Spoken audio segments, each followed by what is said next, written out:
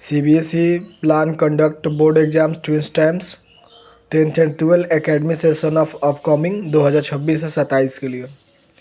CBSE कुछ दिन पहले मिनिस्ट्री ऑफ एजुकेशन के साथ कंसल्टेंट थी कि बच्चों का बोर्ड एग्ज़ाम से स्ट्रेस कैसे दूर किया जा सके। उसके बाद जो न्यू सिस्टम इंट्रोड्यूस करना चाहती है आसान तरीके से, जो बच्चे को दोनों एग्ज़ाम में बैठने में सावधानी हो और अच्छा खासा गैप दिया जाएगा ताकि आप प्रिपरेशन कर सकते हैं। उसके साथ ही आप जैसे जो स्टूडेंट अपने मार्क्स से सेटिस्फाई नहीं होंगे उनको फिर से दोबारा मौका दिया जाएगा। वो पहले अटैम्प्ट के अलावा दूसरा अटैम्प्ट भी दे सकते हैं। इससे पहले CBSE ने कोविड-19 को देखते हुए एक बार एग्ज़ाम कंडक्ट किया था, तो उसमें जैसे ये पहला टर्म में MCQ बेस लाया गया था और दूसरा टर्म में सब्जेक्टिव टाइप लाया गया था। और जैसे कि एक मार्क्स 35 मार्क्स का हो रहा है तो दूसरा 35, तो दोनों में एक एग्ज़ाम स्कूल के सेंटर पे ले गया गया था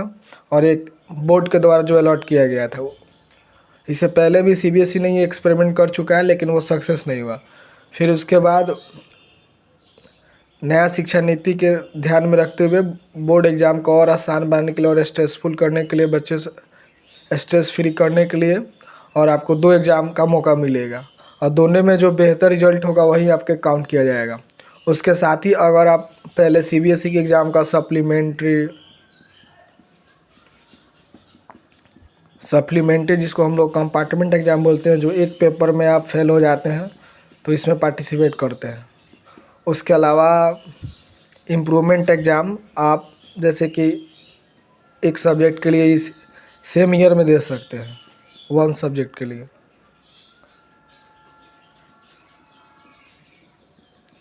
लेकिन ये सब एग्ज़ाम बंद हो जाएगा क्योंकि क्लोज हो जाएंगे, क्योंकि एक साल में अगर 2 बार बोर्ड एग्ज़ाम होगा तो फिर आपको मान के चलिए 1 नवंबर के बीच दिसंबर के बीच कंडक्ट होता है,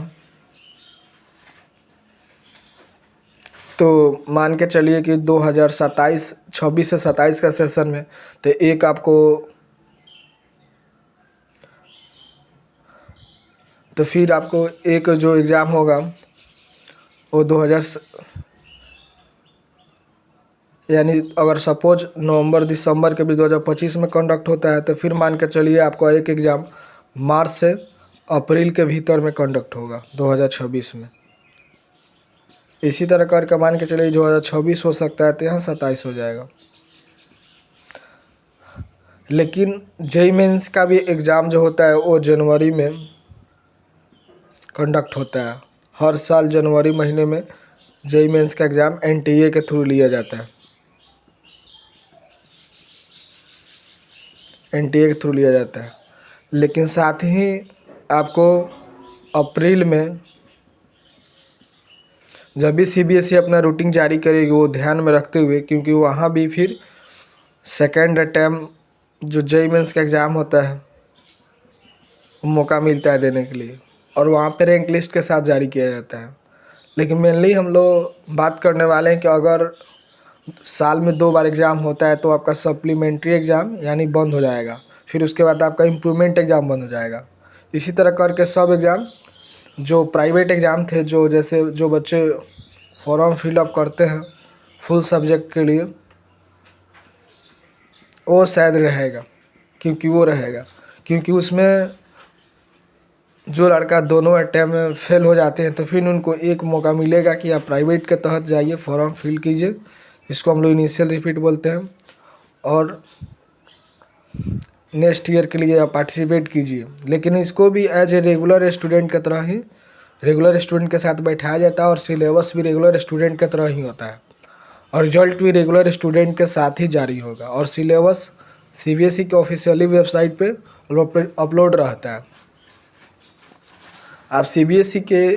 फाइनल एग्ज़ाम देने से पहले CBSE के द्वारा एडिशनल रिसोर्स सब सब्जेक्ट वाइज अपलोड किया जाता है, तो आप CBSE के वेबसाइट पे जाते हुए गूगल पे जाए, लिखे CBSE P/Q, जो CBSE का ऑफिशियल वेबसाइट होगा वहाँ से खुलेगा,